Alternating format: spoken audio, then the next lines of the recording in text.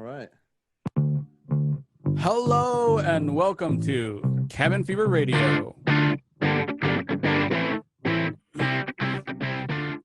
This is season 3, where an isolated group of talented actors and creators come together to stave off their madness and yours and keep us all entertained through dramatic readings of your favorite movies and TV shows, along with original material. This episode is sponsored by Vengeance Turns, but we'll hear more about them later in the show. I am your host for the evening, Mr. David Ronald, and in this season, we are focusing on feature-length films, but today we have a very special episode. And joining us for the reading is Robert Christopher Smith, Kate Comstock, Sean Hartman. Seems a good theme. And Tom David. Yo. And what are we reading? We are reading Perry Mason. Why? Because these lovely people were on the jury of the new HBO Perry Mason series. Guilty. That is very exciting for us. And we are reading a Perry Mason episode called The Case of the Prudent Prosecutor, written by Jackson Gillis, adapted to Cabin Fever Radio by Globus Flick. I wonder who could that be? And before we continue, be sure to like, follow, and subscribe Cabin Fever Radio on all social medias. The links will be in the description below, as well as the links to the cast members and their Instagrams, so you can stay up to date with our various shows, especially our original radio novella, Vengeance Turns, which is available on Spotify and all major platforms. Soon to be a not major, but motion picture. Definitely. And if we are all ready to go, thank you for listening to Cabin Fever Radio. We are reading Perry Mason, and we will start off outside of the steakhouse in the afternoon. The sun has yet to set, but already a Patreon at the Anytime Steakhouse has had so much to drink that he is physically removed by two large men who work there. Hey, let go of me, will ya? Go on. We put up with you long enough. Now several men have gathered and blocked the drunk from being able to go back into the establishment. All I want is to talk to Mr. Leonard. Suddenly, yet another man's voice is heard, this one more sober and cheerful, as a man pushes through the crowd to check on the drunken Mr. Pike. Of course, this is Mr. Leonard. Hey there, fellas. Are you all right, Mr. Pike?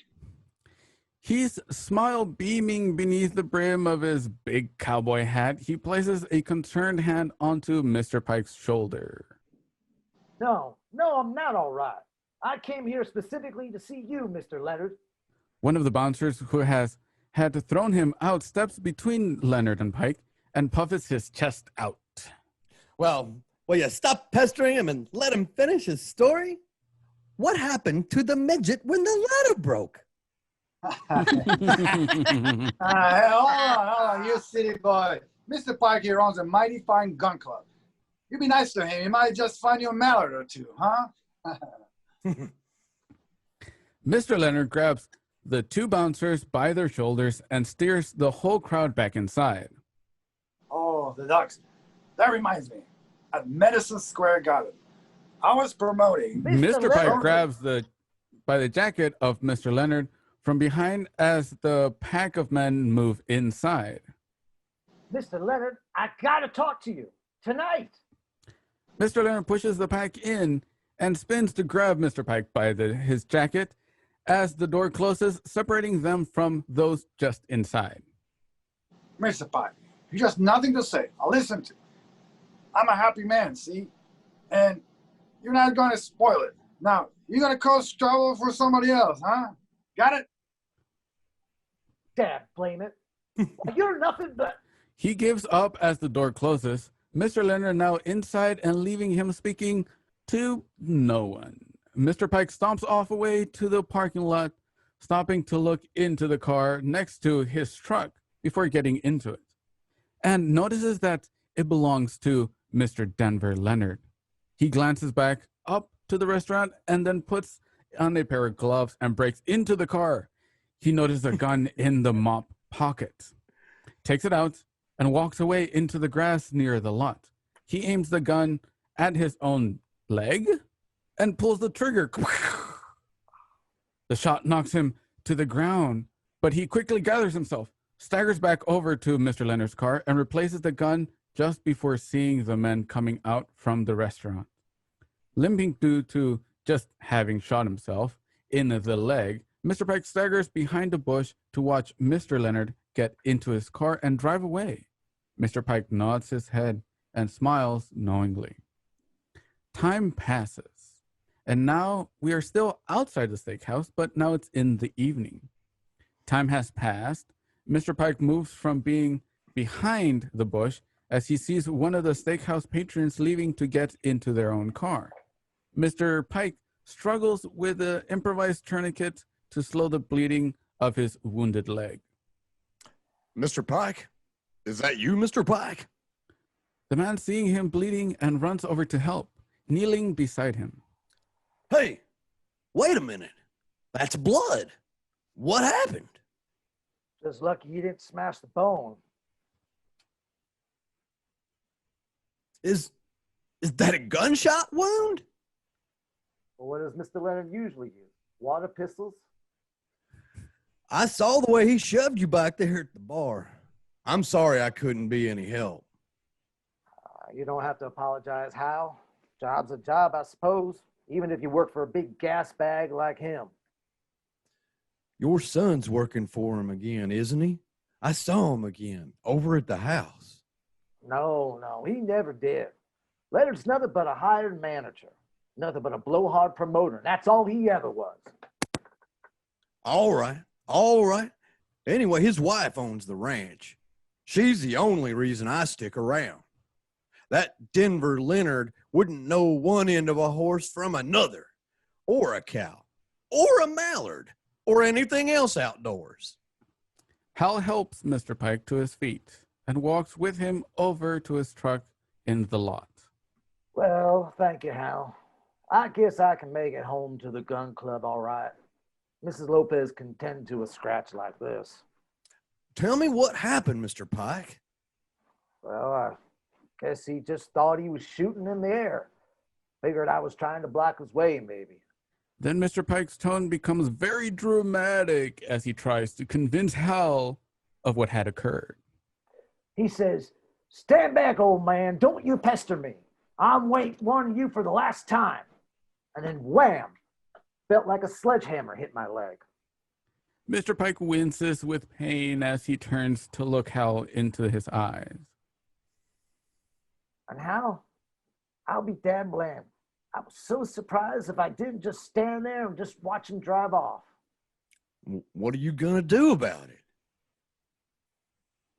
Suppose if I phoned the sheriff's deputy, he'd want to dig around and find that bullet. Maybe sort of compare it with Leonard's gun. For assault with a deadly weapon, you can put a man in prison. Did you know that? Yeah, I guess I could. All right. I'll help you do it. Let's go. They walk away as ominous music plays. Bum, bum, ba. Now we are inside Pike's gun club during the day. Hal and Mr. Pike enter the club, Mr. Pike still limping and being assisted by the former. As they walk into the room, a group of men who have been laughing and chatting by the fireplace turn to see them. Oh, well, look who's here. Hello, Jeff. He sets his coffee down and grabs Mr. Pike's hand and begins to shake it with a firmly vigorous greeting. Mr. Berger, I wasn't expecting any members out here today. Oh, well, we only had a couple of hours of daylight, but we've got 7 canvasbacks anyway. Mrs. Lopez is fixing us some supper before we go back to town. Well, I'm sorry. I had some shopping over in Palmdale. I'll go tend to your birds for you, sir. Now, wait just a minute. I want you to meet my friends. Gentlemen, You wouldn't think to look at this old cactus, but he is the father of one of the finest ice skaters in the world. You remember young Fred Pike? On our last Olympic team. That's his boy. Hey, what happened to your leg? Hal steps towards the men, injecting himself into the conversation. Say, if you're Mr. Berger, the district attorney, I think you ought to... Now, wait a minute. Hold on there, Hal. It's nothing to pester these gentlemen with. Huh? Hal, you better go on back home. I can tend to my things myself. He winks at Hal knowingly. Later on, maybe, huh? And much obliged for your help. Confused, Hal turns, stomps out, and slams the door behind him. Well, I better see how the supper's coming. Excuse me, gents. Jeff, if there's anything wrong, I wish you'd tell me. Oh, it's nothing, Mr. Berger. Just a piece of barbed wire caught my calf. That's all.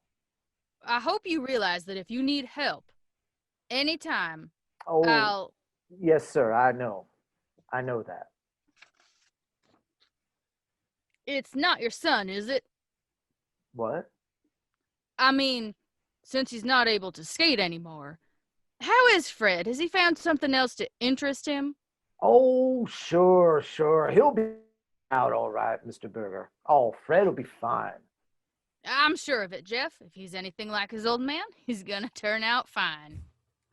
And now we find ourselves inside the living room in the evening. With the curtains drawn and the lights out, Fred Pike sits in his darkened living room with a whiskey, neat, on one hand, and a cigarette, filterless, on the other, as he stares at the screen lit with the flickering images of his successful skating past in a motion picture set to a soundtrack that shouts victory. As the film continues, his attachment focuses on his nearly empty glass. As he stands at the bar to refill it, a jovial Mr. Leonard comes striding in. Hey, Fred, you in? He pauses briefly to acknowledge the film Fred is watching. Oh, we're dancing. Mr. Leonard begins to spin around the room on his way over to Leonard, who watches with a displeased eye. Look, I'm a whirling bird. I'm a cyclone. I'm the fastest skates alive. He laughs directly into Fred's face. What are you watching for, huh? Fred turns on the light. His drink sloshes around as he staggers back and forth with none of the grace seen from his past on the screen. Here, I can hold that better than you can. No sooner has he taken the drink from Fred's hand than Fred has staggered back to the bar, and he pours himself another one. You told me to bring that film. Told you to bring it to the show, to the Culvers, not to mop over it. Look, kid, you just impressed this guy enough tonight, and we're back in business. Who cares about skates when you can slosh around in money, huh? Yeah, that's just what you said when you talked me into turning pro. Star in your own show, you said. Dig your own gold mine. Is it my fault you like to drive cars too fast? Oh. I lost my shirt too, you know. Your wife's shirt. And let's don't mix things up, Leonard. That show was busted flat before by accident. Look, kid, what eating your father? He butt-honed me again. Tonight on the way home. Like that, who's the person in the poem? The Ancient Mariner. He stabs you with his eyes. He grabs your coattails. He just saw a lot of the publicity, that's all. About us doing another ice show. If we got a star. And look, Leonard, if this Culver dame can't skate any better than I think she can, that I don't want any part of it, man. No matter how filthy rich her old man is. I suppose you told Daddy you'd be paid some of your bills by signing my name to a check, huh? That wasn't the way it was, but you know it. Besides, you owed me a lot of back money. I can still add the bank hauler forgery. Unless, of course, you want to talk to the guys you made that check out to. So, you make up your mind, yes or no? We need each other tonight. The conversation is interrupted by Mrs. Leonard, who walks quickly into the room. Denver, darling. Just a minute, Fred. I just wanted to ask a question, that's all. Well, what's the question? How do I look? Mr. Leonard laughs, grabs her, and begins showing her with kisses. Oh, well, you didn't even say anything about the house. I don't even know what the Culvers will think about the way we live. Look at our place. Nah, Johnny, honey, I've just seen the Culvers a couple of times, but they are plain, ordinary people. Well, I'm putting them out in a cottage beyond yours, if that's all right. And I thought they might like champagne.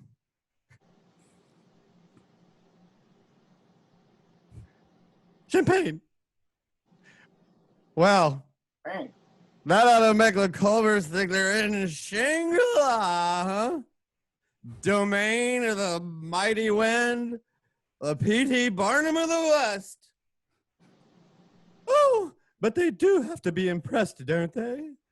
I mean, if you're planning some sort of business, well, this time it just has to succeed. Oh, darling, something ought to succeed, don't you think? Mr. Leonard turns from his concerned wife to face Fred again. well, kiddo, Don't mind me, Mrs. Leonard. I'm just a winter sports bum who happens to be your husband's partner. And now we continue on to the inside of Mr. Leonard's office that evening. As elderly Mr. Culver sits writing a check, Mr. Leonard walks behind him, happily patting him on his back. you won't regret it, sir. No, sir. You'll never regret it.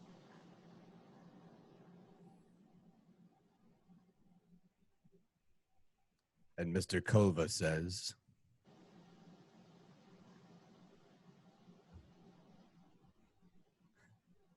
Mr. Culver, Mr. Culver, you would never regret it, sir. No, sir. You'll never regret it, Mr. Culver. that young man certainly has some good ideas. Well, this should start the ball rolling anyway. Tropical ice. We thought we'd call our review, huh? I'm going to make a quick trip to Cuba to investigate the possibilities. A very young, beautiful woman glides into the room, smiling. Mr. Leonard begins to address her as much as Mr. Culver. Oh, you're going to be mighty proud of your wife, Mr. Culver. Wait till you see her spinning around in those lights, huh? Mr. Culver removes the check and puts away his checkbook. Vita never had much of a chance with the Follies. Well, Fred tells me that you may have real talent, Mrs. Culver. I showed him those motion pictures of her on skates. Mrs. Leonard comes just inside the door to make an announcement. We have more of Lake Placid on the machine now, if you're ready. Oh, yeah. I do want to see the rest of those before I go to bed. Mr. Culver walks out with Mrs. Leonard as Mr. Leonard shuts the door and excitedly hands the check to the very young Mrs. Culver, who stares at it, smiling like the cat who ate the canary. Dollars. suckers there are in the world, eh? Mrs. Somebody Culver and Mr. Leonard both laugh. She hands the check to him, and the two begin to play tongue-soul hooky, nearly choking each other on what are sudden explosions of tongues into each other's mouth. And we move on to the exterior of the steakhouse. Now during the day, crawling on his hands and knees, Mr. Pike searches furiously through the gravel. And he is clearly having trouble finding whatever it is that he is looking for. Can't blame it. He looks at his watch and sees that it is nearly 1:15 when he hears another car pulling up to the lot. It is Fred, and he staggers badly as he exits the car. Fred, wait a minute, son. Yes? Unable to simply stand, Fred leans against the car in the lot. Well, if it's not the old ancient manor. Hello, Pop. Where's that old albatross of yours, huh? Fred, I want to talk to you, son. A man over in Palmdale asked me if you were going to Cuba. He said Leonard had bought a couple of tickets. Cuba? Oh, no, Dad. No, I'm supposed to stay here and hold the sack, see? But that's not for me. I'm not going to hold the sack anymore. You hear me? Now listen, son. Let me go! Son, no, listen to me. Let me go! Fred takes a mad, drunken swing at his father that misses so badly it sends him careening to the ground. Mr. Pike tends to his son, shaking his head sadly. And now we're inside Berger's residence during the day. Mr. Berger is leaving, almost out of the door, in fact, when his phone rings. He rushes to answer it. Hello? Who's calling, please? Jefferson? Oh, hello, Jeff. Of course I meant what I said the other day. What do you need? Well, sir, it's about my son. He's got to have some advice.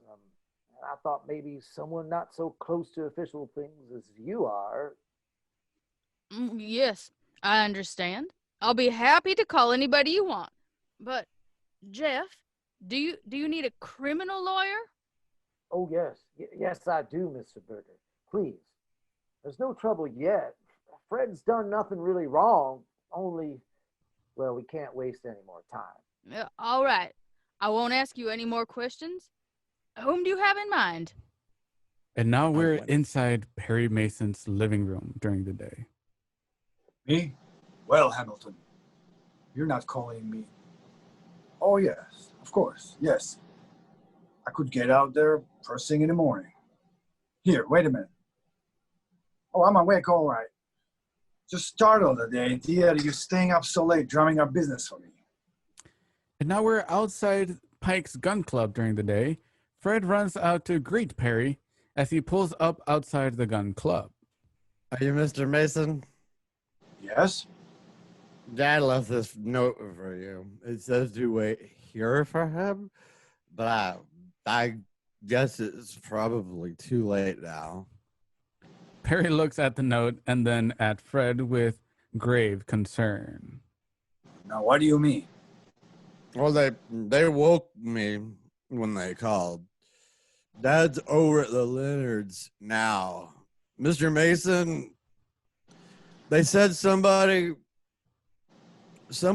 killed Denver Leonard to death.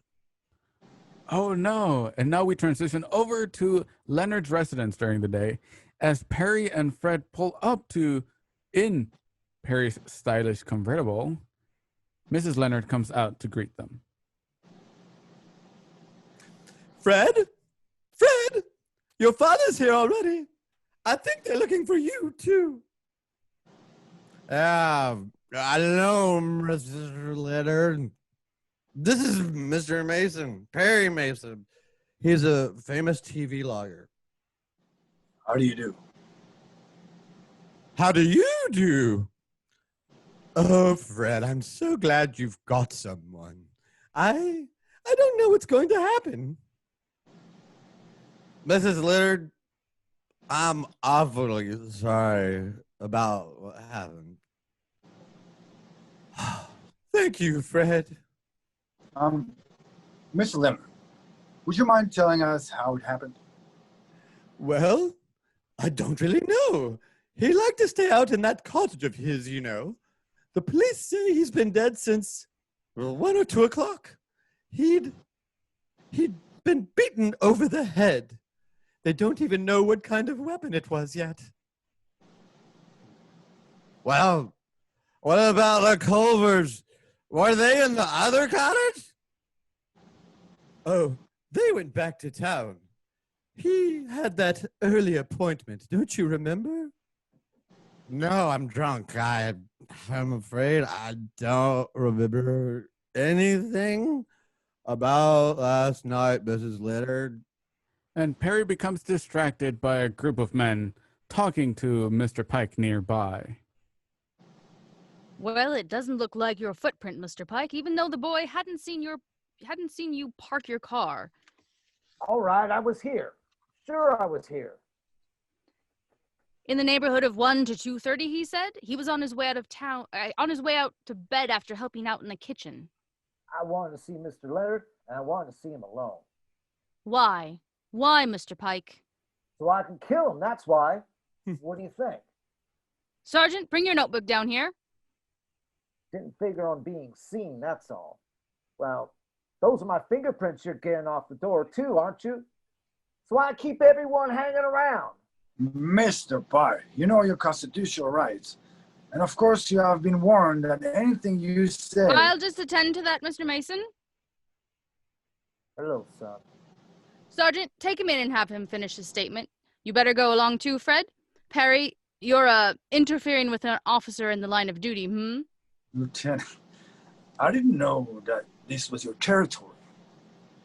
Well, I happen to be here by specific request, and I think I have enough authority to send you on your way. Well, now. Mr. Berger quickly walks up to the two men. Hello, Lieutenant. Hi, Perry. Glad to see you got here. Lieutenant Tragg looks very confused, turning back and forth from the District Attorney Berg and Perry Mason. Mr. Berger, you are glad that he's here? Well, I've got to go. I've got to get in here. Excuse me. And now we're inside Mr. Leonard's office. Mr. Berger and Perry have a private conversation. Well, Perry, you didn't exactly stop my friend, Mr. Pike, but you did slow him down a little anyway. At least now he's taken the position that he won't do any more confessing until they stop the dad-blang questions. Just doesn't seem likely that he'd commit a murder at 1:30 and then make that call afterwards to you at 2 o'clock. Don't you think he's just trying to protect his son? Well, he's a funny man, Pike, and he was here last night. There's no question about that. And he does have a temper. There's no question about that either. Do you believe he killed Leonard? Perry, Jefferson Pike saved my life once. We were out on Marsh's Lake up in Canada. Our rubber boat got flipped over in the wind and one of the oars caught my ankle. Pike could have left me in the duck blind and gone for help. But it was way below freezing, so he carried me 3 miles all the way to shore. And in the course of wading in that icy water he lost 2 toes. That was 12 years ago. And I got him this job here at the club. And now you may try him for murder. No, I would have to disqualify myself, remove myself from any prosecution. But it would still be my responsibility, and I suppose I have no right to be talking to you this way, let alone suggesting that. Oh, Perry, if Jefferson is arraigned for this crime and if you can find any merit in the case... I'll defend him, Hamilton, even if he did save your life. And now we transition over to an ice skating rink where Perry Mason and Dalla Street walk into a cafeteria-style dining room with Mrs. Culver, who is still on her skates. The police have asked me just about everything they can think of, Mr. Mason. They asked what that whirling thing was that you were doing out there. That's a camel spin. I really can do it much better. Oh, it looked pretty good to me. Coffee? Please. Please. Perry turns to the counter and orders, then rejoins the ladies sitting at the table. 3 coffees, please. Mr. Leonard was going to star you in a new ice show, wasn't he? Oh, well, there wasn't anything very definite yet. I don't know. $50,000 seems pretty definite to me. When was the last time you saw Denver Leonard? You mean last night? About 12:45. Who else was there? Oh, everyone. Well, except Asa. He's my husband. He went back to the guest cottage earlier. Hates to miss his sleep. So that left you and Fred Pike and Mr. and Mrs. Leonard still at the house. Mm-hmm. A server circles their table, depositing coffee cups in front of each other in the 3. Mm-hmm. And then the champagne was gone and Fred left. So we all said goodnight. You went all the way out to the guest cottage alone? Mr. Leonard showed me the way. I see. After escorting you, I suppose he went to his little place there, that cottage study, whatever he called it? Mr. Mason, don't ask me to explain other people's living arrangements. But then, you were the last person to see Denver Leonard alive, weren't you? I don't know. Was I? What happened after he left you at 12:45? Well, I went straight inside, and I went right to bed without even putting my hair up. And until 6 this morning, I never saw or heard anything more important than Ace's snoring. Well, Look, Mr. Mason, believe me, I think that this matter, this murder is a terrible thing, but, well, I feel very sorry for all the people involved, but it doesn't affect us. We barely met those people. in other words, you'd say there was nothing personal between you and Mr. Leonard. Absolutely nothing. Perry taps on his coffee with a spoon, looks into the cup thoughtfully, and then takes a drink. But how Now can we I fi- help you?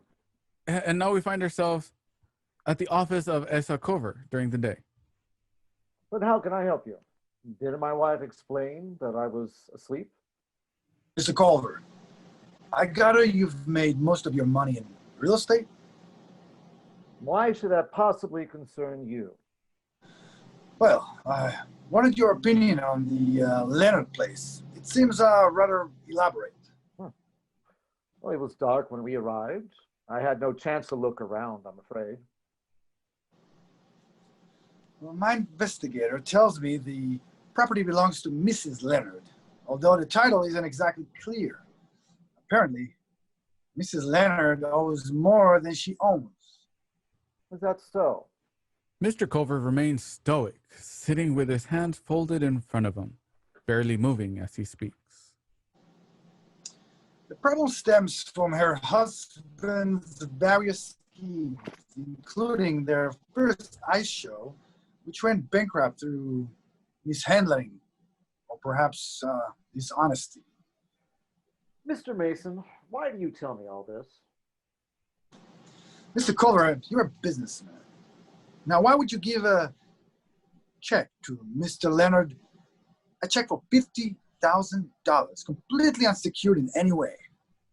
Mr. Culver sits in silence for a second, then stands and walks around his desk to sit more casually on it, closer to Mr. Perry. I'd hate to be asked that question in court. I'll admit. You see, my wife is considerably younger than I am. When I persuaded her to marry me several years ago, she had hopes of a career. She still has those hopes. And you thought you'd help her by financing a show produced by a man with a reputation? Mr. Mason, my wife can't skate for sour apples. Oh, I'm sure you know that by now. So I wouldn't have cared if Denver Leonard had just pocketed that money, if it helped get all this out of her system. I love Vita very much. I wouldn't want her to be hurt. And now, as we transition over to the visiting area, we do a quick stop for an ad read. This episode is sponsored by Vengeance Turns.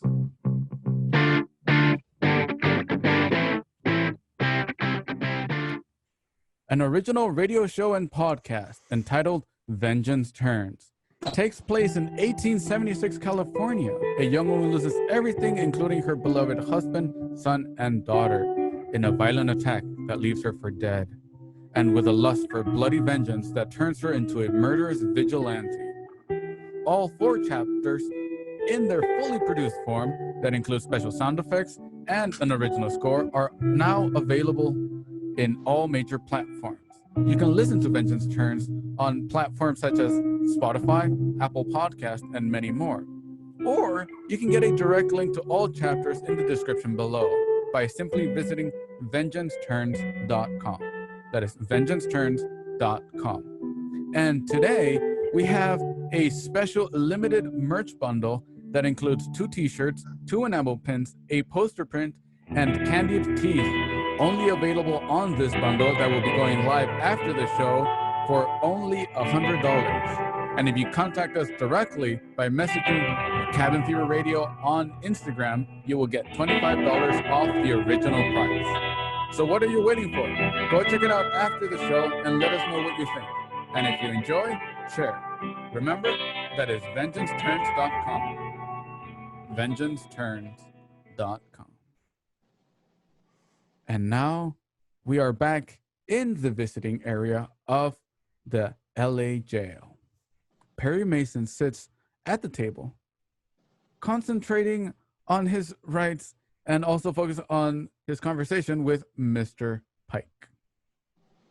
Well, for some time now, Denver Leonard's had a hold of my son, Mr. Mason. Oh, Fred's a good boy. Only after his accident, he sort of went to pieces for a while. Now, he don't know I know this, but, well, there's even a bad check he wrote once. Mr. Pike, Freddy's gonna have to tell these things if you don't. Well, I sure haven't done everything right in my time. Oh, I even had a cockeyed, wild notion on how to stop Leonard, how to get him fired and loose from Fred, but, oh well, never mind that. And then later, Fred came back so drunk he could hardly walk. I just saw red, that's all. Now, you went over to the Leonards at 1:30? Well, there wasn't much to it.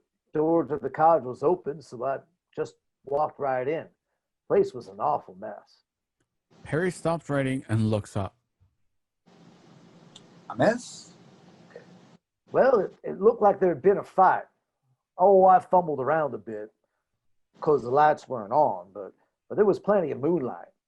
Then I saw Leonard lying there on the floor. Dead? No, I could hear him breathing. You thought Fred had a fight with him? What happened next? Well, I finally figured I'd better stop doing things wrong for a change. So I just turned around and I walked right out of there as fast as I could. But I wouldn't have gone back home and called Mr. Berger if I thought that man was dead. Now, dad blame it. That's the truth, and that's all there is. And I ain't gonna budge from that. Detective Craig opens the door and gets Perry's attention. Perry, may I see you a moment, please? I'll be right back, Mr. Pike. Perry walks into the hallway and continues his conversation with the detective. I was told to inform you when this case seemed to be about ready for an indictment. A man with a familiar face and a white cowboy hat walks up and interrupts. Excuse me, sir. My name's Hal Kirkwood. I'm the foreman out at the Leonard Ranch. I wondered if you'd tell Mr. Pike that I'm sorry, but I had to show him where to find that bullet. Bullet? Well, Mr. Leonard shot Pike in the leg, Perry. Your doctor noticed that, of course. Oh, but I guess Pike's told you about all that by now. Well, they kept asking me about it. I sure didn't want them to think that bullet had anything to do with things at the time of the murder. Then Pike would really be in hot water. They'll need your signature on that statement, Kirkwood, if you please. Craig motions to the other officers to work on that with Hal, and those two walk away and take care of business. We have the murder weapon, Perry. 12-gauge shotgun. Shotgun? Leonard's. It was used as a club. The victim's blood and hair were on the butt end. And on the barrel where he gripped it, the fingerprints of your client, Mr. Pike. Perry quickly turns and walks back into the visitors area where Mr. Pike still waits. He sits and for a few seconds stares at Mr. Pike silently before showing some well-earned yet slightly aggressive skepticism towards his client. Now, Dad, blame it. Let's have the whole truth. And we fade to black and cue the big fat dramatic cues where we're going into the court. Dum dum dum. And now we are inside the Los Angeles County courtroom during the day. The clerk tells everybody to sit down. The prosecuting attorney approaches the judge and addresses him formally as at his bench. If the court please, I'm Darrell Teschman, the special prosecutor appointed by the Attorney General for the hearing. Since Mr. Berger has asked, for personal reasons, that he and his office be disqualified, I'm appearing here to prosecute this case. All right, Mr. Teschman, you may proceed. Thank you, Your Honor. And passage of time.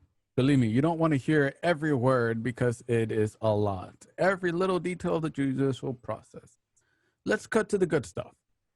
We now see a medical examiner testifying in front of the chart, showing parts of the human anatomy, pointing to them as he speaks at the court.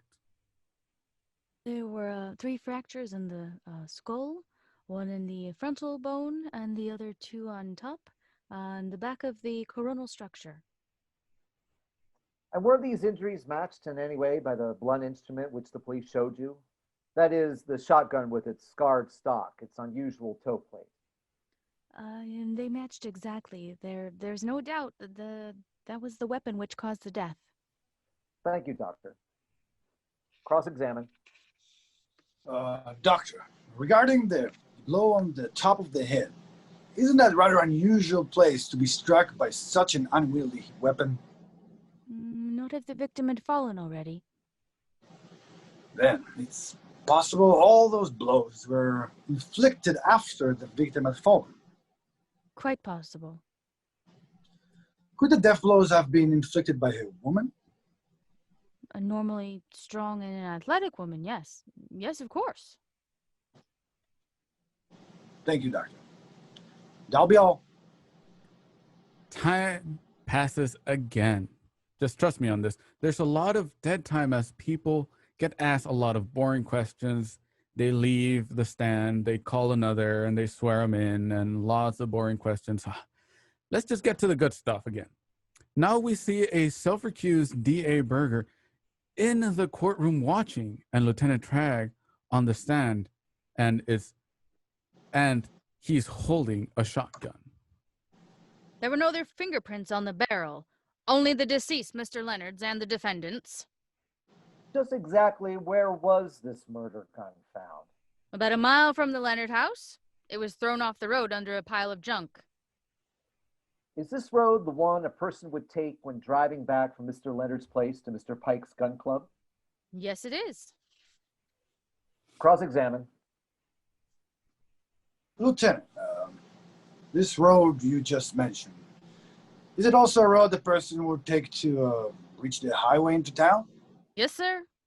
Now, Lieutenant, did you find any evidence whatsoever to indicate that this gun, which belonged to Mr. Leonard, was actually in Mr. Leonard's room prior to the time of his death? Yes, there were some used patches, a rod, and cleaning oil on a little table there. I see.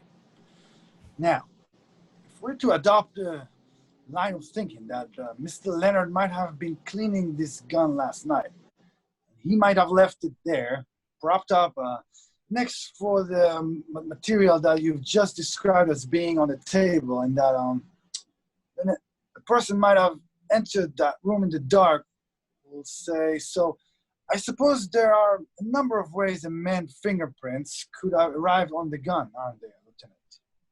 Your Honor, I object. Objection are sustained. I have no further questions. Time passes once again, and now we see Mrs. Leonard on the stand. And after you said goodnight to your husband, Mrs. Leonard. I went out to the kitchen. That was a little after 12:30. What did you do then? I washed dishes. We had a boy helping us, but he wasn't experienced. You're referring now to Pedro Gutierrez. Yes, he dried the dishes, then I let him go. It was exactly 1:30. After that, I went to bed. Your room is in the main house there? Yes.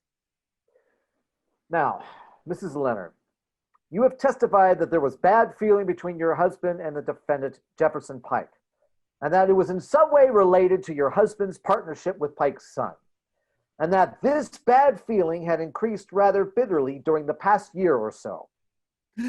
Please, I just don't know any more than that. That's all, Mrs. Leonard. Thank you. Concerning your guest that evening, Mrs. Leonard, you said that Mr. Culver left the party at 11? About then. What about Fred Pike? You stated that he had been drinking rather heavily. Yes, Fred left a little after 12:30. Mr. Leonard, why did you allow him to drive home alone in that condition? Well, first, it's the 1950s still, and all that mad stuff doesn't start for quite a while. As a matter of fact, I did say something to Denver, though, but he and Mrs. Culver just laughed at me. They said Fred would be all right, and... No further questions. Time passes once again. And guess who's on the stand now? If you said, Mrs. Culver, ding, ding, ding, ding, ding, points for you. After Mr. Leonard left you at your door, did you notice what direction he took, Mrs. Culver? Yes, he went right to his room in the cottage across the way. He told me so. Oh, but you stated that, after you went inside, you didn't hear anything from the direction of that cottage. Well, I was asleep within a few minutes. Well, now, Mrs. Culver, when Leonard left you, do you recall what he said? Well, yes, of course. He said good night, and he said he was going hunting in the morning. Thank you. Your witness, counselor. No questions. Time passes again. Pedro Gutierrez is on the stand testifying. Tashman is leaning on it, inches away, but facing the courtroom confidently. You clearly saw Mr. Pike leave his car and walk toward the cottage? Yes, very fast, like he is mad. What then? Well, I'm all through my work. I go home. I walk down the road. As you walked down the road, did you see anyone else? Across the field, past the stables, I see a flashlight over there. The foreman, I think, Mr. Kirkwood, walking by the barn. Did anyone pass you? Any automobiles? No. Mr. Pike lived the other way. Oh, wow. What do you mean by that? 5-6 minutes after I leave, I hear Mr. Pike's truck drive away. Here? Didn't you see it? Didn't you look back? If you could see a flashlight at that distance, surely you could see headlights. No, sir. No lights. Mr. Pike drive without lights. Drive away very quick. Time does its thing once again. And now one of the bouncers, Mr. Hunter, who recently threw Mr. Pike at the beginning of the show is now on the stand. Then this Pike came busting up to Mr. Leonard where we were standing at the bar, and that was about 7 in the evening. Did Mr. Pike say anything to you personally? He sure did. He said, "Get out of my way. Dad blame you?" He likes saying that. Well, I hadn't done anything to him, but he was sore. And then when Mr. Leonard started brushing him off, well, he was still persistent. Did Mr. Pike say anything else to you personally? "Let me at that Leonard," he said. "Let me at him, or he'll be sorry." Time Passages. I can't really get that song stuck in my head too much, by Al Stewart. And now we see Hal on the stand. Well, then I helped him up off the sand over to his truck. See, the leg wasn't really hurt very much, so we went back to the gun club, like I told you. Oh, did Mr. Pike state clearly his intentions to you at this time? Oh, sure. Soon as his temper blew down a little bit, that's when he talked about using that bullet to put Denver Leonard in prison. You're a witness, counselor. Mr. Kirkwood, whose idea was it that Mr. Leonard could be put in prison for assault with a deadly weapon? I don't know. Maybe Pike said it first, or maybe it was me. And what happened to the idea? Well, I guess he got cold feet when he saw the district attorney was out there himself. Now, concerning the bullet, Mr. Kirkwood, the next day you were the one who showed the police where to look for it. Is that correct? Yes, sir. How long did it take to locate? Well, they thought they were going to have to use, screens and things, but it was right there, exactly where Mr. Pike told me it happened. So, it took a couple minutes to find it, I guess. Suppose I told you that Mr. Pike himself hadn't been so successful. Huh?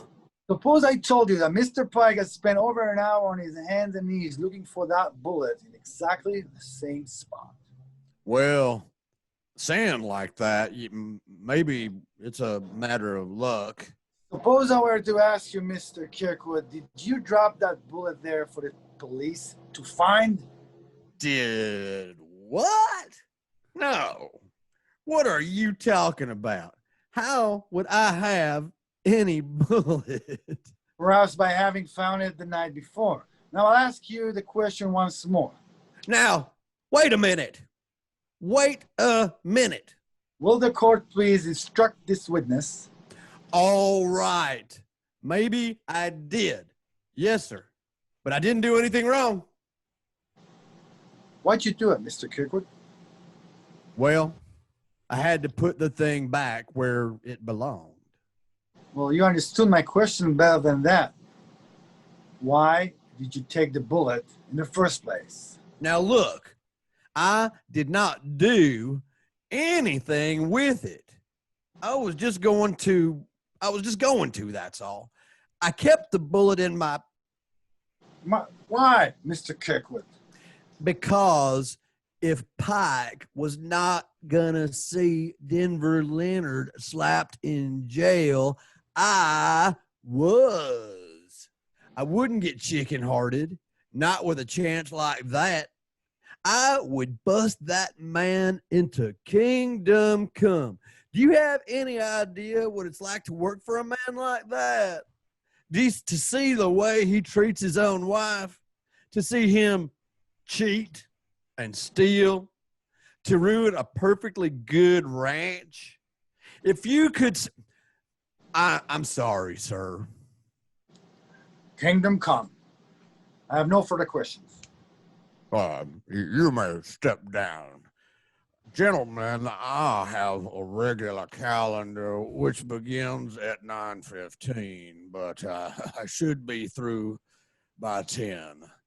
Therefore, we will continue this hearing until 10 o'clock Monday morning.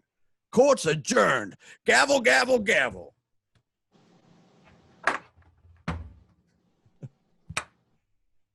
Everyone stands as the judge departs the bench. Perry grabs his client, Mr. Pike, by the arm and speaks to him with a low voice.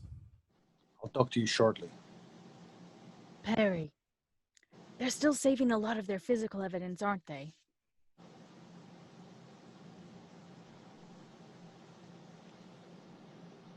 Della They've ar- continues. They've already shown more than enough for a hearing, Perry. Take a look at Berger. He knows. Now, we've got a lot to do and in a hurry. You've got to take things care of here. I'll go get the car. Mm-hmm. Perry hustles out of the courtroom. Della packs her things and Mr. Berger watches as they take Mr. Pike away. Mr. Pike looks rather resolved. However, Mr. Berger stands there just looking sad and confused. And now we find ourselves inside Mr. Leonard's cottage during the day. Pedro watches in dismay as Dalla knocks things in the room over and begins to pound on the chair against the floor. Miss, wait, please. Oh, I won't hurt anything, Pedro. But this is the place where he was killed. I know, but Mr. Mason talked to the police. Dallas then hears Perry's voice from the hollering out at the door next to the cottage. Go on, Della! Make some noise now! Jump up and down, will you please? Jump up and down. Pedro, very confused, continues staring at her and then begins to stomp his feet on the floor. Now we're inside the next door cottage. Mrs. Leonard walks in with a frustrated look on her face due to all the banging and noise. Who's banging? What are you doing? I didn't want to disturb you, Miss Leonard. Excuse me. That's enough, Della. I just wondered if you'd like a cup of tea. Let's get Della. The two walk out and over to the other cottage just in time to see Pedro leaving quickly. Della is right behind him to greet them at the door. Perry, could you come in a minute, please? Mrs. Leonard, would you mind if I ask you, is this the jacket your husband was wearing that night? Yes, I guess it is. Only earlier in the house. He wasn't wearing it when they found him. I'll hang it up. She walks away with the jacket. Perry and Della examine with some crumbled handkerchiefs in silence, but with knowing looks at their faces. We change scenes. Now we're back in court. Back in court, we find Mr. Culver on the stand. My alarm went off at 5:30 a.m. We were gone by 6. Did anyone get up to see you off?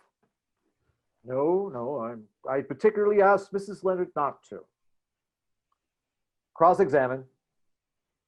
Now, Mr. Culver, you stated that you weren't quite certain of the time you fell asleep that night. Is anyone ever quite certain of such a thing? Yet you were able to recall your wife's testimony saying that when she came in at 12:30, or was it 12:45? Your Honor, may I ask the court's indulgence and request that the court reporter read back 1 or 2 questions regarding time? Very well. Mr. Culver had just told of his leaving the house. Question. Did you then go to the guest cottage to retire? Answer. I did. Question. At what time did you retire? Answer. I didn't look at my watch, but it was 11 when I left the house. And the one after that, please. Question. Did you hear Mrs. Culver testify that she came in at 12:45 and went to bed? Did you see or hear her? Answer, no, I did not. Question, so you were asleep by 12:45? Answer, she said I was asleep then. Yes. Thank you. Thank you. That's enough. Mr. Culver, you never quite answered those questions. Now I ask, did you leave the house at 11 and then go directly to the cottage and then directly to bed and to sleep? Well, in my wife's testimony. Just answer the question, yes or no, please. But I'm not sure I understand. Mr. Culver, are you trying to avoid perjuring yourself? Is that it? Your Honor, I object. The counselor is browbeating the witness. Overruled.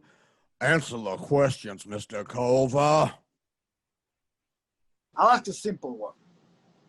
Mr. Culver, now, do you usually sleep with your window shut? What? No, of course not. Then before you went to bed that night, you opened the windows, is that right? Yes, I suppose so.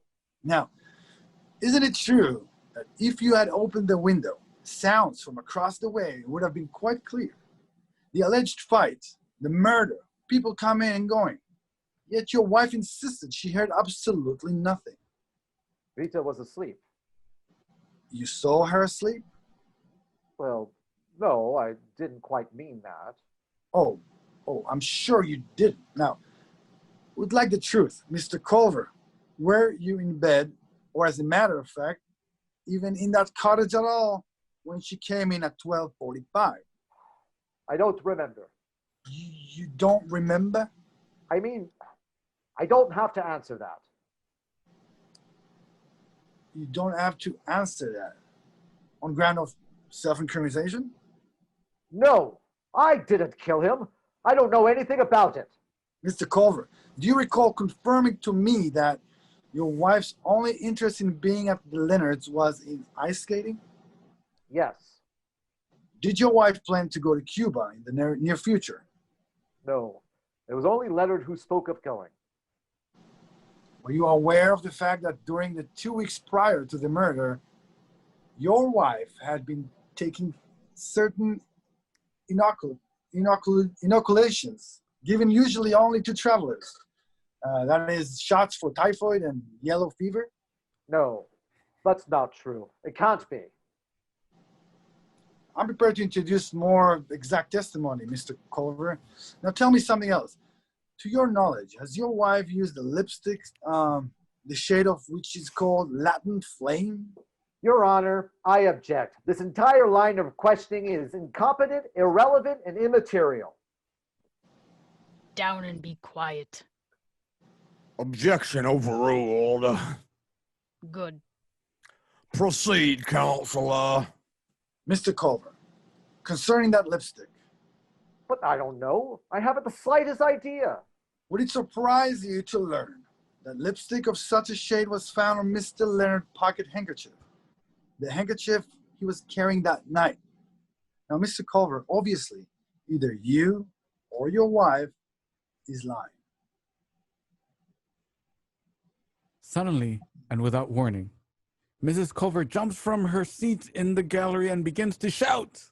Stop it! Stop, I'll tell you. I'll tell you everything. He wasn't there. He wasn't even in the room. I can't stand it anymore. He's the one who's lying. He knew about us. He knew about Leonard and I. He must have. He wasn't even in the room, I tell you. Vita, please, be quiet. Your Honor, in the interest of justice, I would like to recall Mrs. Culver to the witness stand.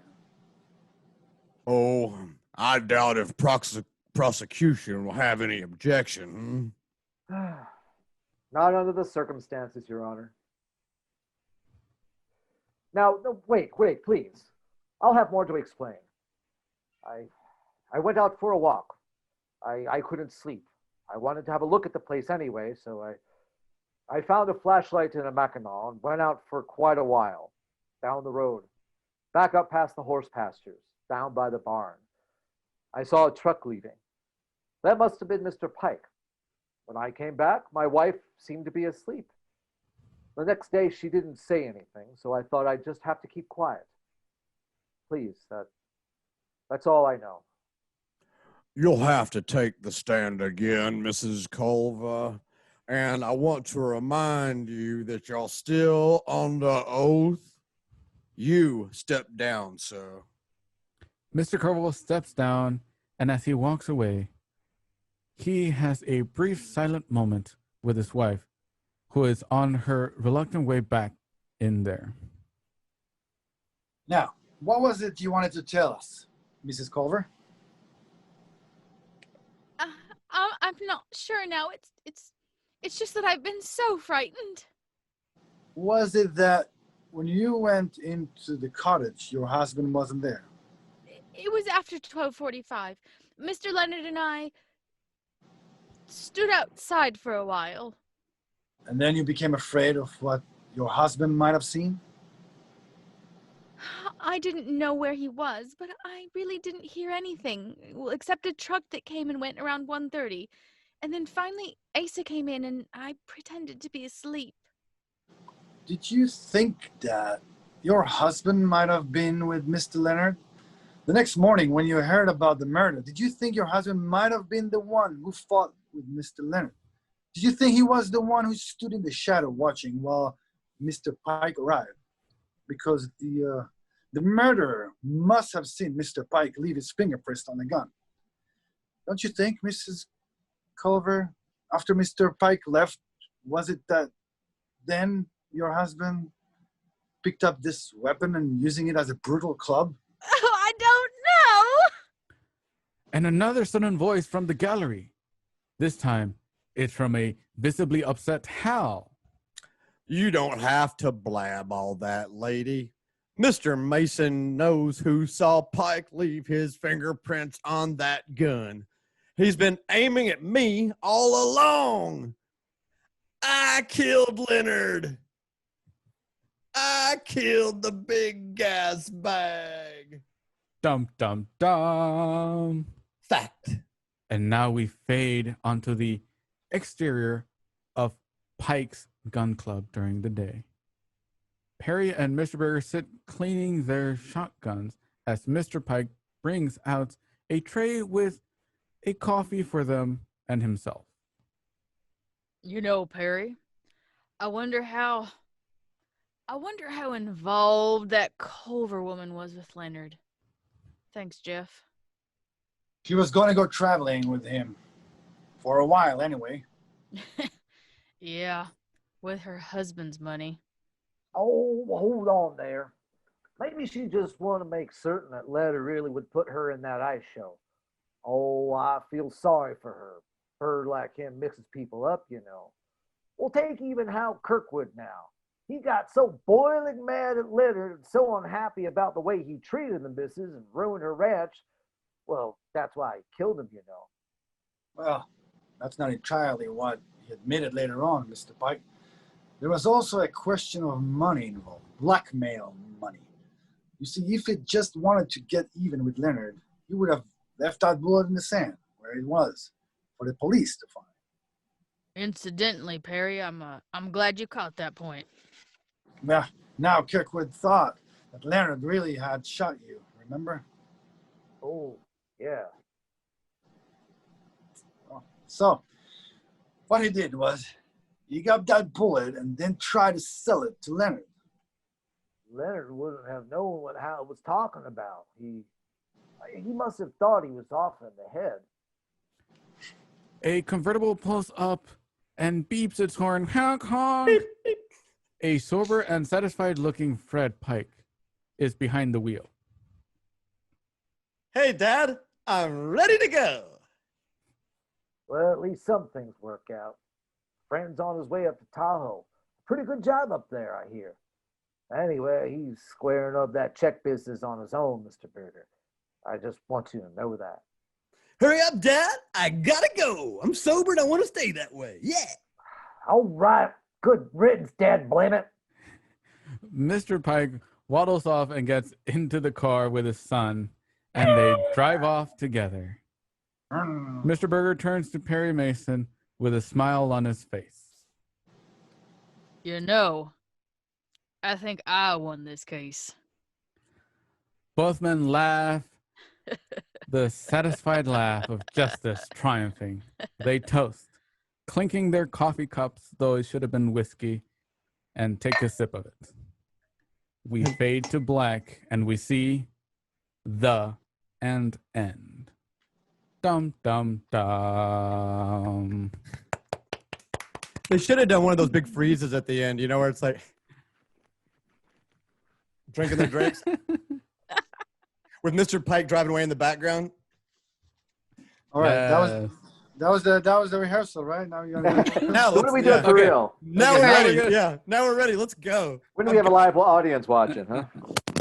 we lost Sean there for a second. What happened? Yeah, I love the alternating Mr. Culver. You know, that's my bad. Somehow I missed that I had a third role.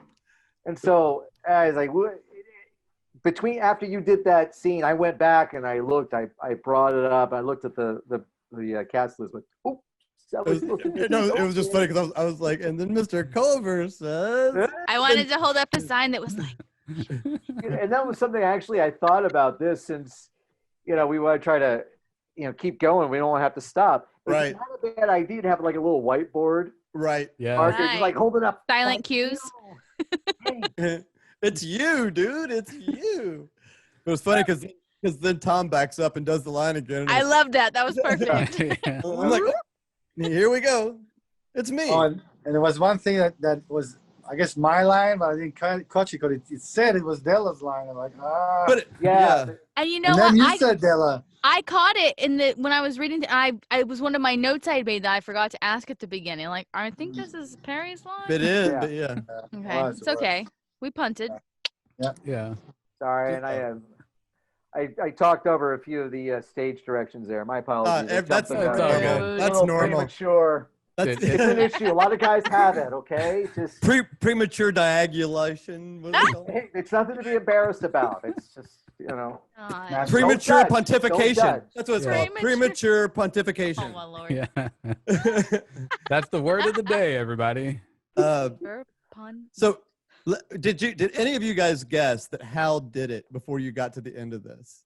Because I love the very blunt way they write this shit, where it's like very obvious that they're not going to tell you, that all they're going to do is lead you in circles and then they're just going to reveal it. There's no Yeah. real clue other than how earlier I did catch it this Seeing time him. actually. The thing, about him, there's something about halfway through and I was like, fuck, okay, that actually is a clue. But- Yeah, I mean, it was going toward Mr. Culver, but this For is one sure. thing I didn't understand. Why did he shoot himself in the leg? I just couldn't figure that out completely. It's so crazy. So he's going to shoot himself in the leg to say that Mr. Pike did it. I mean, that Mr. Leonard did it. Right. They were the plan that Hal talks about on the way into the gun club is what Mr. Pike wanted. was actually thinking of. yeah, and he wanted it to come out of somebody else's mouth. So he gets Hal to say it about, hey, that somebody could go to jail for that. And he's like, hey, that's a good idea. But then he sees Mr. Berger and he shits his pants. Friends of his. Yeah, it becomes real. real. It's that whole thing where you talk about cheating on your wife, then you see your girlfriend and your wife at the same place, and Womp womp. Wait, if you have a girlfriend, Oh, that's you what already- I'm not married or have a wife, either one, so or have a girlfriend. This hand's jealous of this hand. Still, I don't know if I could shoot my own leg to get somebody in prison. Wow. Pretty steep. But no, that was Shooting yourself in the foot. Yeah, and on a quick note to the audience, again, thank you guys for watching and joining us on this special Cabin Fever Radio Novellas with the cast that was on the HBO Perry Mason. And you can find other shows. There will be a re-upload of the show on our website, cabinfeverradio.com. And you can also support the show and get exclusive content like our post shows and other behind-the-scenes clips on our Patreon page. That is patreon.com/cabinfeverradio. With just a couple bucks a month, you can support so we can continue doing this on a weekly basis. And right now, stuff will tie directly into the filming of a feature movie, and there'll be all kinds of cool like merchandise and like freebies and stuff that we're giving away to people. So if you're trying to support us and help us through the Patreon page, we'll make it worth your time. Yes. And now that I have that out of my plate, I can continue drinking some more. Let the drinking begin. Woo! We're running out. It's been an hour with one beer. I That's, know, right? right? David, I told you it Getting would kind go of for an hour. warm. Yeah. Hey, maybe you need some vengeance turns like koozies, because then that'll keep our drinks cold while we do these, right? Let me show you something really cool. we can turn to the camera with every. That is Yeah. actually It's like a good placement. cool. Like we can all just sip our drinks or something, Yes. or like reusable tumblers, I can dig water that. bottles. Yeah, That would be a great idea, actually. It's Check kind of this out. like on what is it? Like I don't know those voice shows, but they all have like their Coke cup in front of them. or Yeah. whatever. We made our own whiskey label. This is Oh, Oh, did you? nice.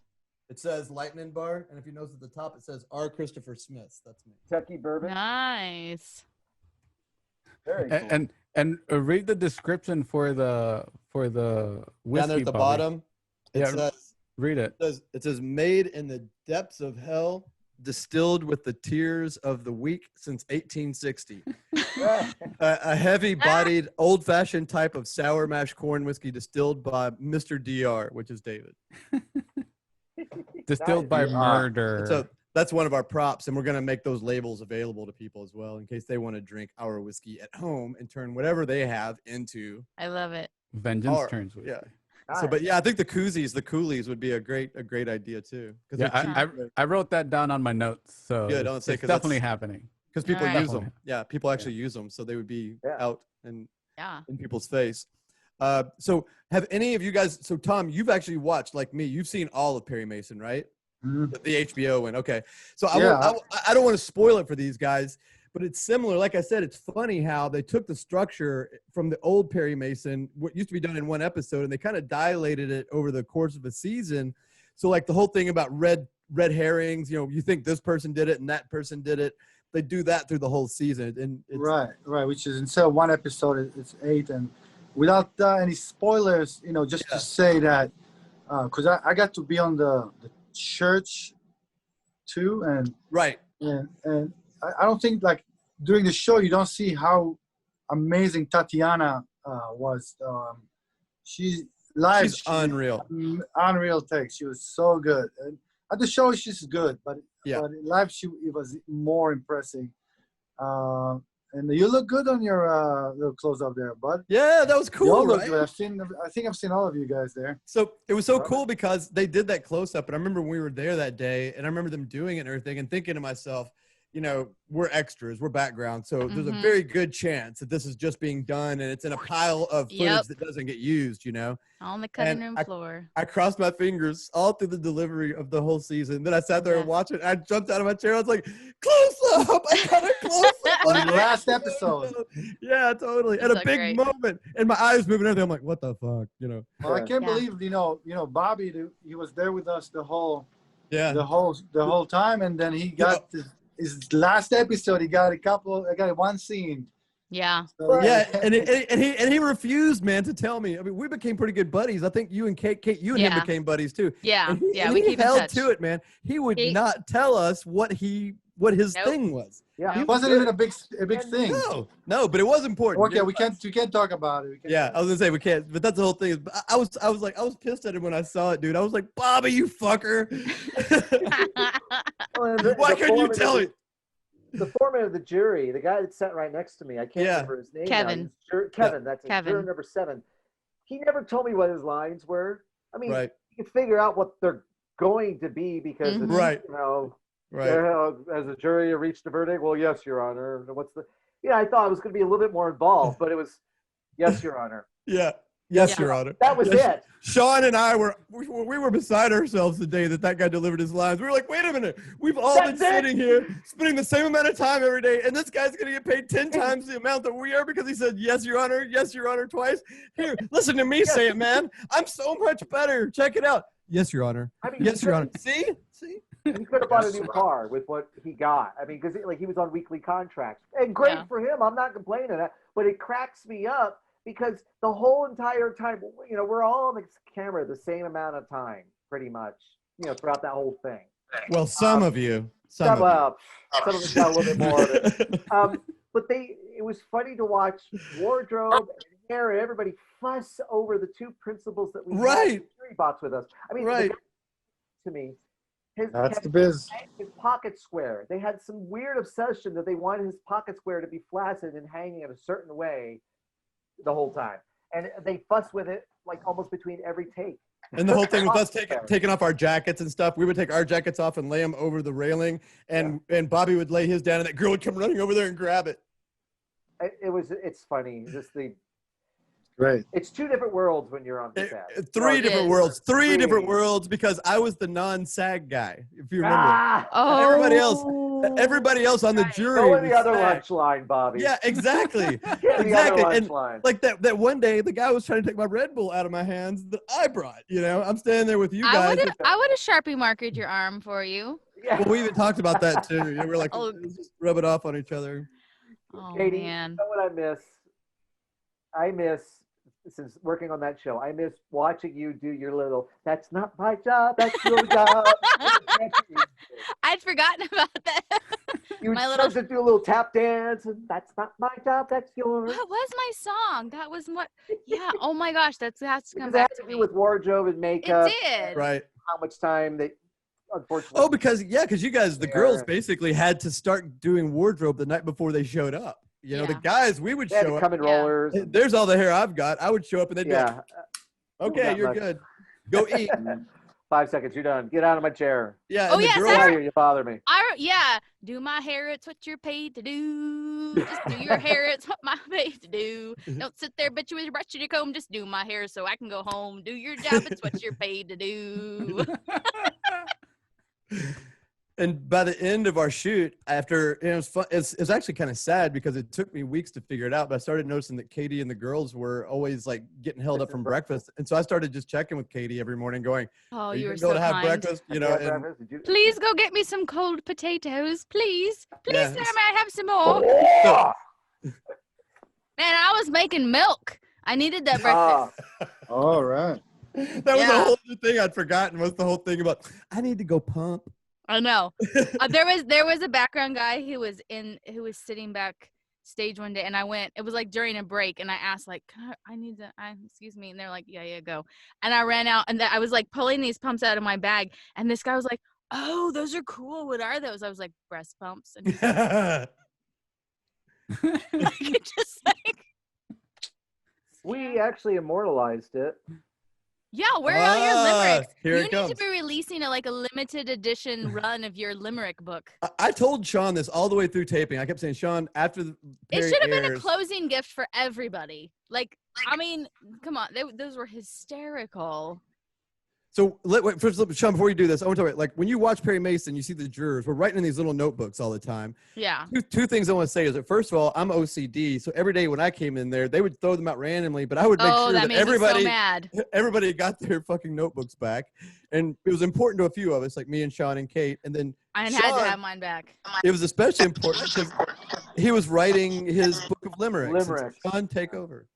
Well, yeah, for all those who might be watching, we were on set. Most of the days were 12-hour plus days. Sometimes we were sitting there the entire time because they wanted us 4 eye lines for the actors, because the actors were doing the scene. Even though we weren't on camera, sometimes the cameras are in front of us. We barely even see the actors. They still wanted us there in Does the it remind you of anyone? whole time. Picnic. And it was hot and uncomfortable. Yeah, that was Picnic. He was sitting behind me Ah. Guy. with the So it's paper hot. plate on it. It was hard just to stay awake some of the time during that, especially after lunch. You get the afternoon doldrums and it's hot in there with the lights and you're starting to pass out and you're trying to look alive and alert and like you're paying attention so the actors have something to play off of.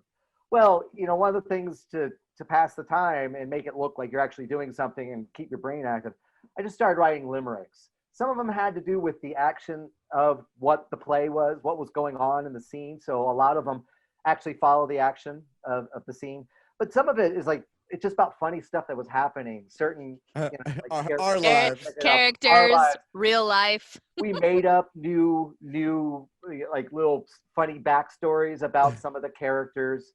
But Katie got immortalized, and it had to do with her breast pumping. So one of the jurors named Katie is a Look in the window, breast-pumping- Sean. What's that?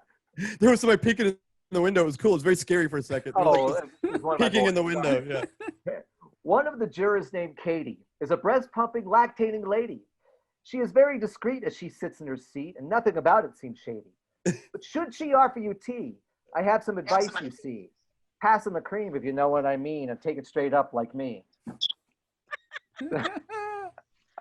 Oh my goodness. We wrote about some of the other jurors. There was a couple of, if you watch, anybody who's watched the series, there's two ladies that sit there. They had The two court stenographers. Yes. So I wrote one about them, and it's like the two court stenographer dames are really into other games. Their nightly profession, which must use discretion, requires the use of code names. By night, they are doms for a price, and the men who are into this vice will come through their door, get down on all fours, and beg to be spanked. Real nice.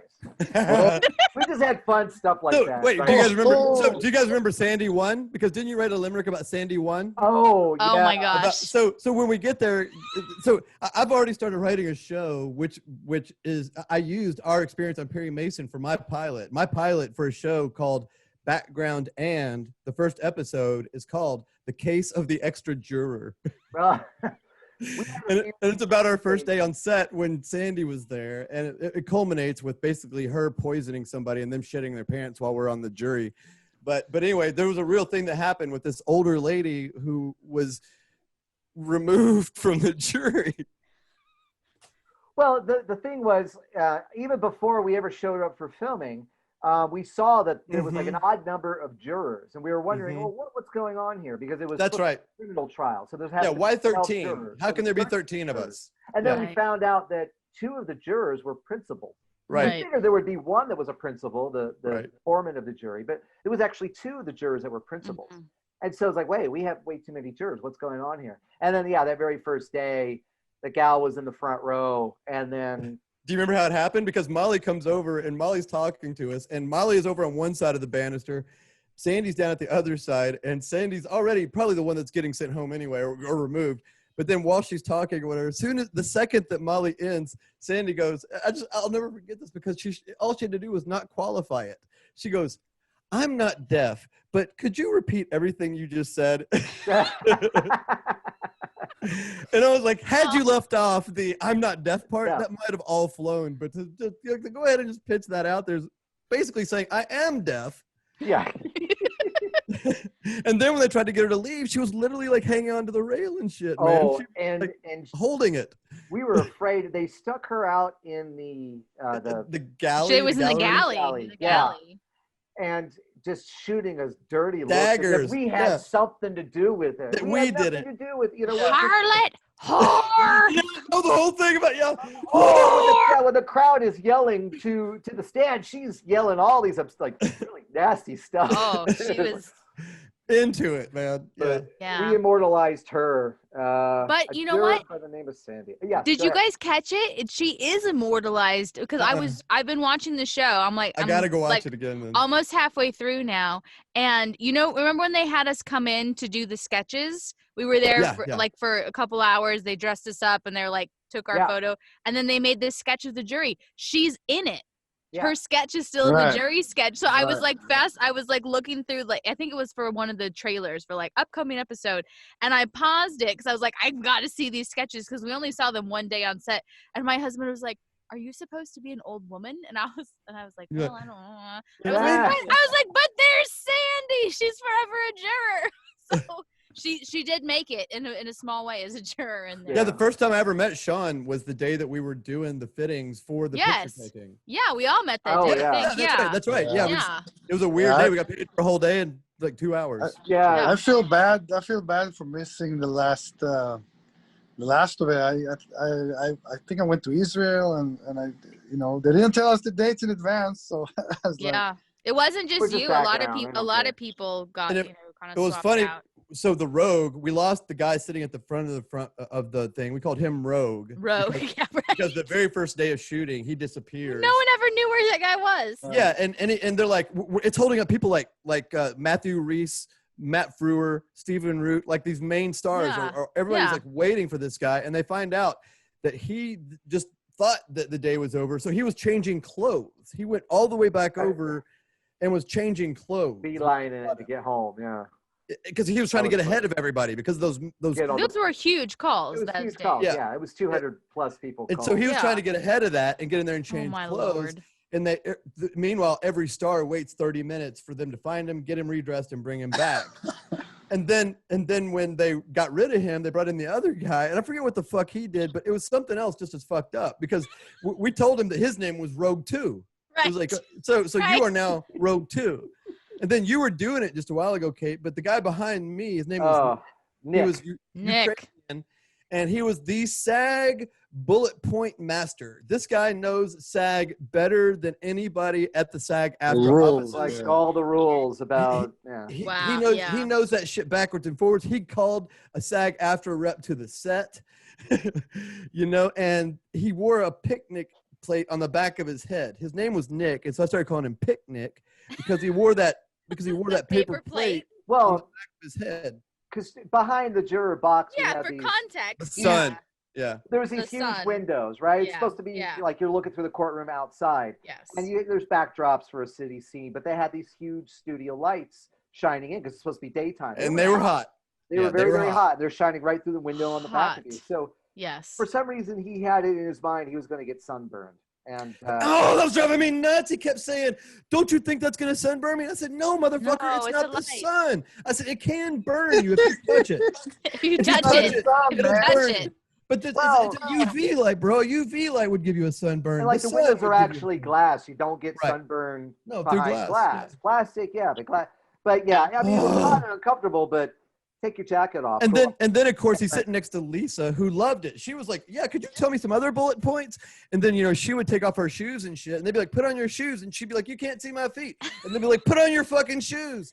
It's your job. It's like Have your shoes on, you bitch." we had some nice long days at 14 hours, and all you had to do basically was Keep sit your there. clothes on. Just Sit there. Keep your clothes on and sit there. Keep your clothes on and sit there. You know what? and don't put a picnic plate on your head, and You don't could call. be going through attics and laying hot tar on a highway, or there's definitely worse ways of making money in this world. Totally, man. The rest of us had fun. We got to interact with Root. We got that Yeah. one day, the first day we had our notebooks, I wrote "guilty" in big letters and laid it up on the thing for Stephen Root to see, and he almost broke. There was different things like that were great. And those motherfuckers wanted to look at the bad shit every day. And I have to say, the acting and the writing were top notch. It was Absolutely. a pleasure to sit there in the box. And The whole Absolutely. production, yeah. watch The whole all these production. talented people work. They were really, really good. I absolutely was floored by Matthew Reeves. I was a big fan of the On the Americans last day, going in there. he's a top-notch gent. You know Yeah. what he reminded me? Totally. When he jumped up on the judge's Yes. stand. That last day. He reminded me of Charlie Chaplin. I don't know Mhm. why, but he just had this Oh, kind The of energy. The this energy. Yeah. energy, this flair about him, and he was. And the then coolest his guy. Welsh accent or whatever it is. Yeah. British I or did not Welsh? know he was Welsh, you Yeah. guys. Until halfway through, I think somebody said something, I kept I telling you didn't guys. know either. but you would never Yeah. know. I Never. didn't know. Never broke. Commented. He was like, "That guy's Welsh," and I was like, "Yes." He's like, "His American accent is perfect," and I It's said, sounds know. more American than some of us do. "Yeah." Certainly Yeah. to me. And- And speaking of accents, I just going back to the script that we just did, Bobby. It was cracking me up that every time you played Fred the son, you were drunk throughout the entire thing. Until Yeah, the he was end. supposed to sober up in the morning, but Yeah, he was well- still drunk. I only sobered him for the very last 2 lines. You know what you sounded like to me? You ever watch American Dad? You know Yeah. Roger the alien Yeah, who's yeah, always yeah. after Hooch? You sounded like a cross between Roger and Hugh Laurie for some reason. Well, I get No, weird. Mrs. Culver was cracking me up, man. The I was Hugh- just- couldn't Oh, help myself. Just- My Mrs. Leonard. Well, Mrs. Leonard, yeah. yeah, Miss Leonard. Sorry, Miss Leonard. Yeah. Yeah. I sound very feminine, bro. What are you talking I'm so, about? I'm so sorry. I did not do this. It's all that estrogen from your beard. I love doing Sound like accents. you. I love doing voices. I always have. And honestly, if you guys know who Foster Brooks is, it shows my age. But there was this comedian back in the 70s and 80s. His name was Foster Brooks, and that was his whole shtick, was that he was a drunk guy. And he was everywhere he went, he just talked like this. It's like, okay, we'll go over there and we'll do this and that. And I've been doing that since I was a little kid. So I love bringing back accents that I've worked with since I was a little kid. And Yeah. Vengeance Turns, I did my Gomer Pyle. I was like, I love Gomer Pyle. Shazam. yeah, it was a twist on it. Sergeant Carter. I was like, they killed Frank Ford. You know, holy shit. Surprise, surprise, Surprise. surprise. Wait, so real quickly before we do get off here and stuff, because I feel it's circling the drain. What juror were you guys? I was juror 4. I was juror 4. I was juror number 8. So I right. was juror number 2. 2. Yeah, I think it was 11. I think you were 11. Yeah, I think that's right, Tom. Mhm. Cool. I was just wondering.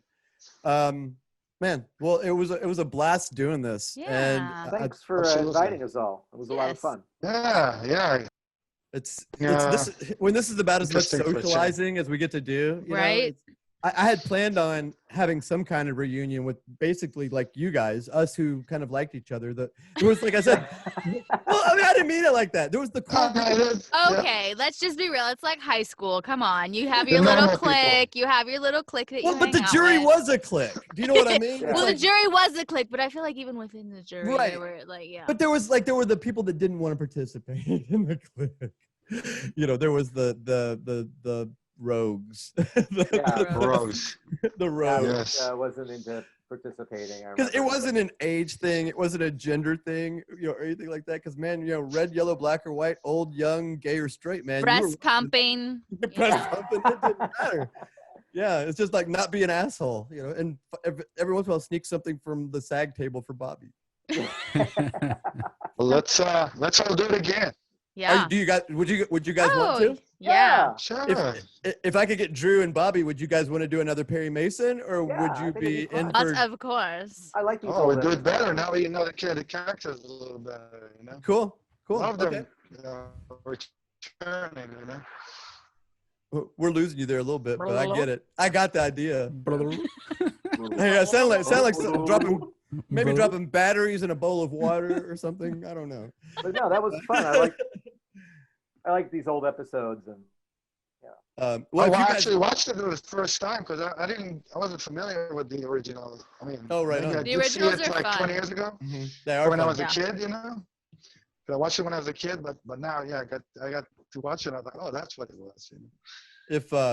If you guys have suggestions for other shows, let us know. If you liked what you saw with this today, like I showed you a little bit of that Gladiator episode, we've been doing this for months, so you can Yeah. share it with other people. There's stuff to watch. It's all free. That's been our basic thing. The whole COVID crisis has been keep our skills sharp and try to Yeah. provide some kind of entertainment for people that's free. You know. Yeah. And I'm not kidding. I honestly feel a big difference in my own abilities from a year ago, you know, just from having gotten to do this a lot. So I'm appreciative of the time I've spent. Yeah, we could tell, man. You had. Yeah. You're on top of your game. I was thinking like this is a really good way to like flex your muscle. Yeah. Keep everything strong. That's definitely one thing that when Bobby and I started this was we have to continue just practicing practicing in any way, shape, or form. And Mhm. this way, you know, you can practice your acting and your voice acting. Right. So if anything happens, we can continue getting work in voiceover work or anything like that. And it's something that we've always strived for. And we've told everybody in our cast in past episodes is like, if you want to practice, this is the best way to do it. You know, like reading scripts, practicing as a group. And it was a pleasure to work with you guys on this one for sure.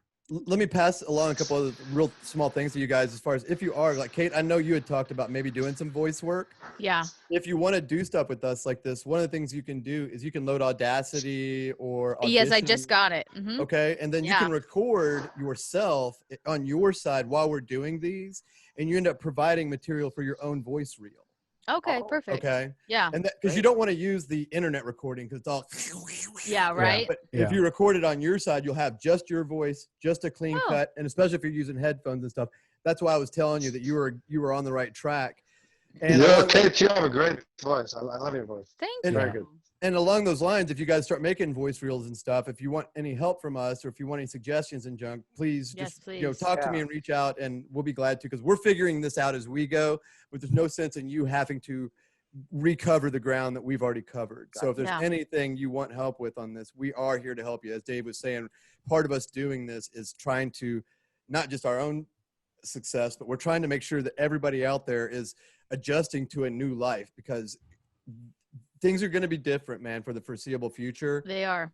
And one of the things I've drilled home in our regular casting crew is that while everybody else is trying to figure out what's going on, we're kind of hammering out a path for our own future right now. Right. And it's giving us a chance, because eventually even like big name actors and stuff are going to realize that those regular camera parts are going to be fewer and far between. There's never going to be a big cattle call like Perry Mason for background again. That's never going to happen. I don't think it's, sadly. Not in the near future. Man. It's all changing. And so people are even going to be going for voice roles that have never gone for them. So it's going to behoove anybody who's even thinking about, maybe I would make a move in that direction. You got to do it now. You got to get ahead of the fucking wave, and you got to get ahead of the people that are already names in the business who are eventually going to realize this is where the money is going to be partly. Go ahead and start making some traction there. And if we can help you, we will. Awesome. You know, in any way that we can, period. The last thing I want to ask you guys is, so for another Perry Mason or whatever you're in, if we wanted to call any one or all of you for a particular just episode, like we've already staffed it, but pretty much like we're doing Toy Story next, and we've got some stuff coming up after that. Would you guys ever want to be called up individually, or at least just have a role thrown to see if you're interested? Are you Yeah. Okay. Then we'll keep them on the list for that too, Dave. Sweet. Sounds good. And on that note, we're going to end the stream, but you can stay on Zoom. We're not going to cut Zoom off. It's just the stream aspect of it. Thank you, guys. Thank you, audience, for joining us on this special Thanks for joining Perry us. Mason episode. This is Cabin Fever signing off. And we are the jury, bitches! Guilty!